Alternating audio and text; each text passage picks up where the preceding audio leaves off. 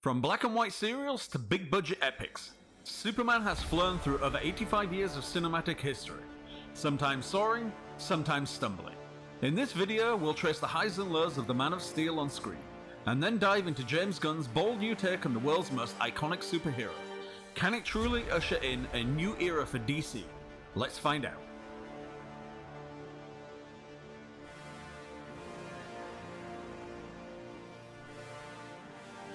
In the 1950s, George Reeves brought Superman to TV screens in a low-budget but charming series that blended heroic adventure with moral lessons. While the effects were primitive, Reeves' warm, authoritative presence made him a beloved Man of Steel for a generation, and the first to make Superman feel truly human.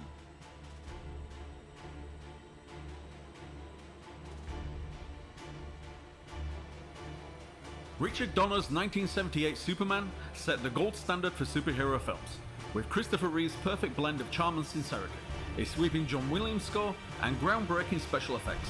It made audiences believe a man could fly, and proved comic book movies could have heart, scale, and soul. In the 90s, Lois and Clark shifted the focus from supervillains to romance, spotlighting the relationship between Clark and Lois. Dean Cain brought an everyman charm, and Terry Hatcher's Lois was sharp and modern. It was Superman as a light, character-driven primetime drama. Smallville explored Clark Kent's early years. No cape, just coming-of-age struggles on the road to becoming Superman.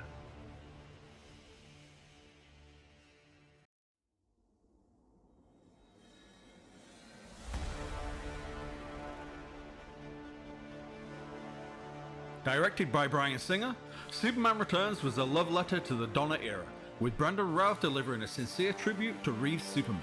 It offered emotional weight and striking visuals, but its slow pace and lack of action left many underwhelmed. More homage than reboot, it soared quietly but never quite took off.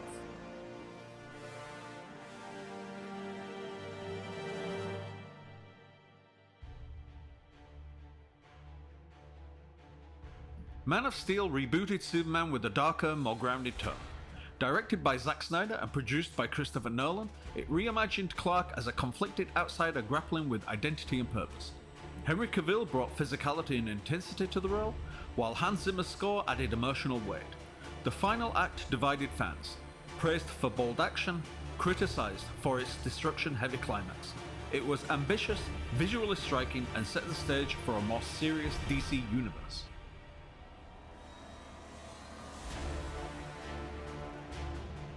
Batman v Superman was a bold but polarizing clash of titans. Zack Snyder delivered a visually grand, operatic film packed with symbolism and brooding intensity. Ben Affleck's brutal Batman stole the show, while Henry Cavill's Superman remained stoic and distant. Ambitious, yes, but weighed down by its own grim tone.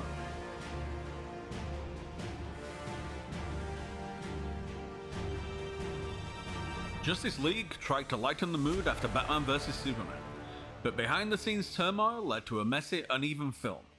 With Joss Whedon stepping in after Zack Snyder's departure, the tone clashed, jokes fell flat, and the CGI-heavy villain was forgettable. It aimed for unity, but felt more like damage control.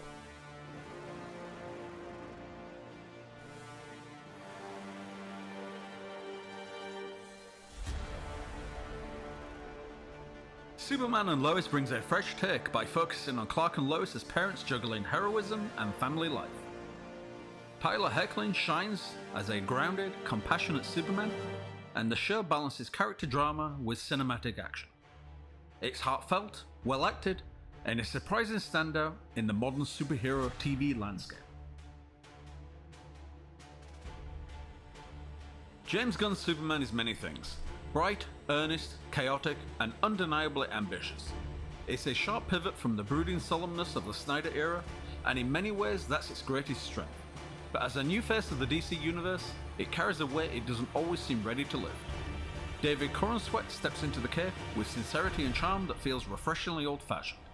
His Superman isn't tortured or tormented, he's optimistic, a little awkward, and just idealistic enough to make cynics squint.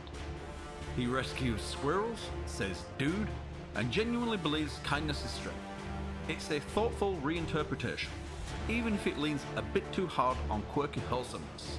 The film starts mid-action, literally dropping us into a meta-human-packed world with little setup. That gives it energy, but not always emotional clarity. The pacing is relentless, introducing characters like Green Lantern Guy Gardner, played with perfect obnoxiousness by Nathan Fillion, Hawkgirl, Mr. Terrific, and even Krypto the Superdog. They all orbit Superman's evolving crisis of identity and responsibility. Nicholas Hoult's Lex Luthor is slick and methodical, more tech-mogul than maniac, and refreshingly grounded compared to the swirling CGI chaos around him. His plot to turn the world against Superman has real-world resonance, but the film rarely slows down long enough to explore its deeper meaning. Visually, it's vibrant. Gunn's kinetic style is everywhere. The action is fast, colourful, and often overwhelming. It feels like the film is afraid to sit still, worried the audience might check their phones if given a quiet moment. Yet when it does pause, especially during a return to Smallville, we catch glimpses of the emotional core that could anchor future entries. Corenswet has the look and presence, but is still finding his footing beneath the shadows of Reeve and Cavill. Rachel Brosnahan's Lois Lane brings sharpness and warmth, but their relationship feels underwritten, more like a subplot than a driving force. To Gunn's credit, Superman isn't chasing Marvel's formula. It's more comic book literal, more emotionally sincere. But in launching a new universe, it teeters on overstuffed.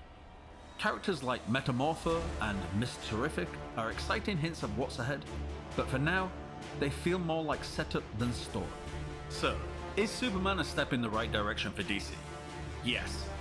Tonally, it's lighter, more character-driven, and full of potential. The heart is there, the vision is there. Now, it just needs focus. As a film, it's enjoyable, hopeful, and often fun. As a DCU's foundation, promising, but not quite steady. Let's hope the next chapter builds on what works, and resists the urge to do everything all at once. Thanks for listening to Man vs. Movies. Keep watching for more future reviews.